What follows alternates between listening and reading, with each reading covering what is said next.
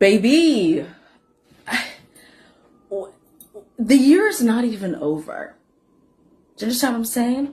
It's November 2025. We got 3 more years of this shit.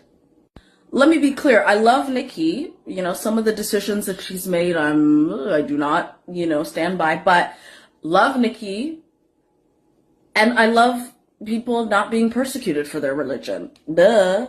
But Nigerians, what do you think? Niger, honey. Nigerians, we need to hear from you. Comment below. I just feel like, when hungry people were left to starve during the government shutdown, like, maybe there should have been more of a, I don't know, where was the outrage there? Anyway. السلام عليكم. وجهت وجهي للذي فطر السماوات والأرض حنيفا وما أنا من المشركين. رب اشرح لي صدري ويسر لي أمري وأحلل عقدة من لساني يفقه قولي. Sister Hodo Hersi, shout out to you. You are extremely funny. But let me tell you something. I have predicted this. Back in 2023. Again, I posted on 2024 and this year at the beginning that conservative think tanks has been prompting an African holy war, so-called crusades in Africa. And you have to remember, this is just the beginning of this whole dividing Africa into Islamic and Christian holy war.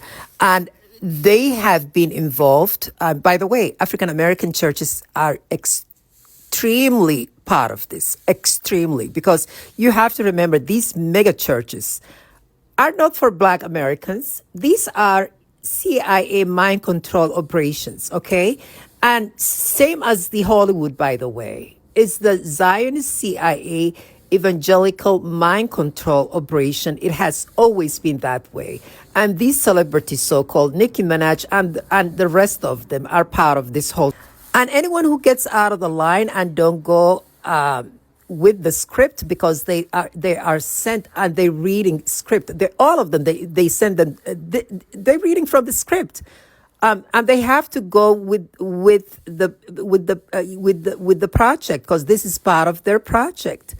Anyone who steps out of that the line is extremely punished, and the punishment for Blacks and Africans and African Americans and the Caribbeans is extreme. Yep, it's extreme. Zionists punish Africans and Black people the most cruel ways. I know this because I have been targeted by Zionists since 2016. So what I have predicted includes southern part of Africa, which is extremely Christian. The churches also been involved in converting many people who are actually Orthodox Christian, including Ethiopians. And if you don't know about Ethiopians, the Habasha in diaspora, this is the time to pay attention how the Christianity has been weaponized against Africa. And by the way, this also goes to the Islamic Wahhabi sect, which is exactly the same. Because remember, evangelical, I already posted a video about this. Please check my page. Evangelicals are the real Zionists, because when I talk about Zionism, people assume I'm only referring to Jewish. Yes, the Jewish Zionists are definitely included. But the Jewish, as far as number goes, are not even considered. The Christian far exceeds the Jewish Zionists, because the Jewish are the ones who actually leading. They are the leadership. I already talked about this. But the majority of the Zionists in America are Christians evangelicals.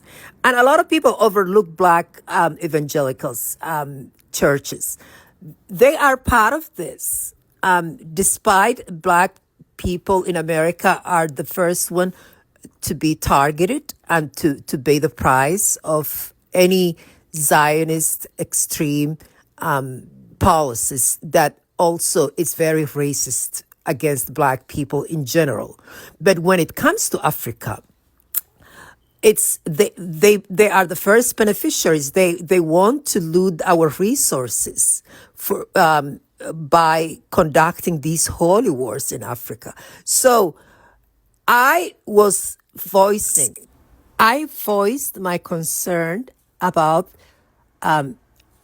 especially when these conservative think tanks were, or evangelicals, were conducting criminal activities in Africa and funding operations to massacre queer communities in Africa, places like Uganda. I talked about it this already. But unfortunately, you know, people were celebrating. Both Muslims and Christians, they were celebrating when gay people were being burned alive. Okay, as a queer Muslim, Somali, African, outside of Africa, we were the only one who were talking about. Okay, and I'm talking about myself and few other activists, queer Muslims and queer Africans who are actually outside of Africa. But Muslims and Christians in unison, they were celebrating Africans being massacred. So Abaya Ma'an, Hodo, this whole fiasco is theatrical. And I'm watching, you know, seeing this, people are just waking up to this reality now. This has been an ongoing situation. And guess what? The Black churches in America are extremely part of this thing.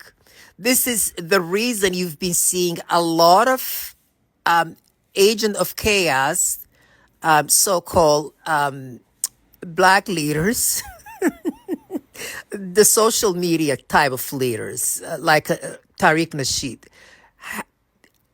being involved in dividing Africans and also claiming that Black people are not Africans in America and they claiming to be Native American. Okay, I have no problem with that. Claim whatever you feel comfortable with, but please do not speak for us as an African, okay? And this is going to get only worse in Africa because they realize now young Africans are actually coming together, and after Burkina Faso and